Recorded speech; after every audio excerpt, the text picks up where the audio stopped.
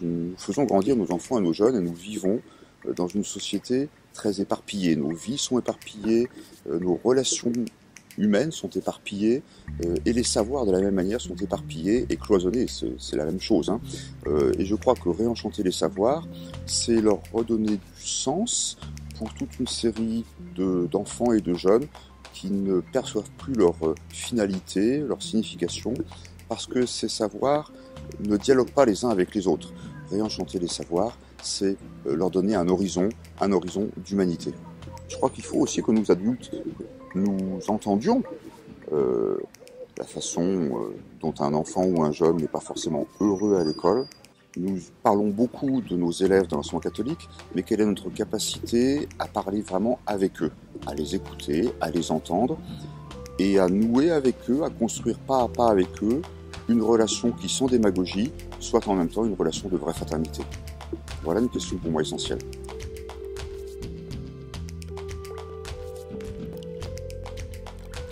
On compare souvent le chef d'établissement à un chef d'orchestre. J'ai pris assez récemment conscience du fait que cette image n'est pas pertinente.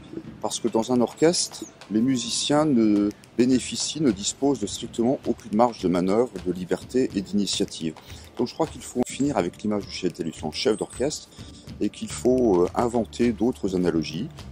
Par exemple, du côté de l'entraîneur d'une équipe de sport collectif, vous trouvez autre chose.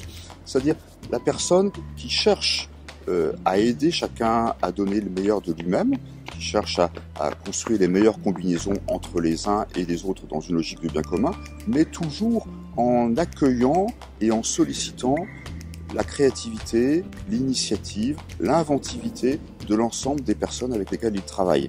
Le contraire du chef d'orchestre en quelque sorte. Et donc dans cette perspective, il me semble que le rôle du chef d'établissement dans le réenchantement de l'école, c'est d'abord un rôle d'hospitalité à l'égard de la parole, de l'initiative, de l'inventivité de chacun. Je crois qu'il faut cultiver, approfondir, développer dans l'école catholique tout ce qui relève de la coopération, du travail participatif, de la communion professionnelle et donc de notre capacité à vivre une horizontalité créative.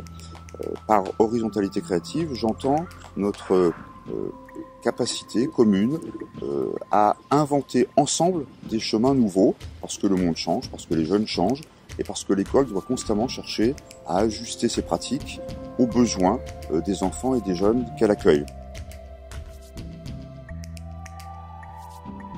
Je crois que nous avons au quotidien, modestement, mais en même temps avec une grande ambition, à toujours réinventer, redonner du sens à notre belle expression de communauté éducative.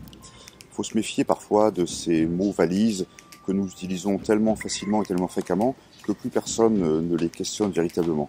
Qu'en est-il exactement de notre aptitude à nourrir une vraie communauté au sein de laquelle chacun se sente véritablement chez lui, se sente véritablement reconnu dans sa liberté, dans son histoire, dans ses compétences, dans ses fragilités, de telle sorte que la contribution de tous à la mise en œuvre du projet éducatif de l'enseignement catholique soit véritablement assumée et portée, j'ai envie de dire, joyeusement.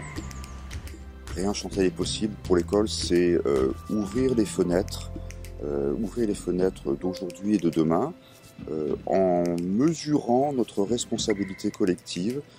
Nous avons une véritable capacité à agir. Nos enfants et nos jeunes, ensemble, avec nous, ont une véritable capacité d'agir sur leur vécu au sein de la communauté éducative, sur leur vécu dans le monde. C'est une affaire de culture de l'engagement, une affaire de culture de la responsabilité, et pour nous, chrétiens, une affaire de fidélité à la mission qui nous est confiée. Notre volonté de libérer, encore une fois, l'initiative, de faire confiance.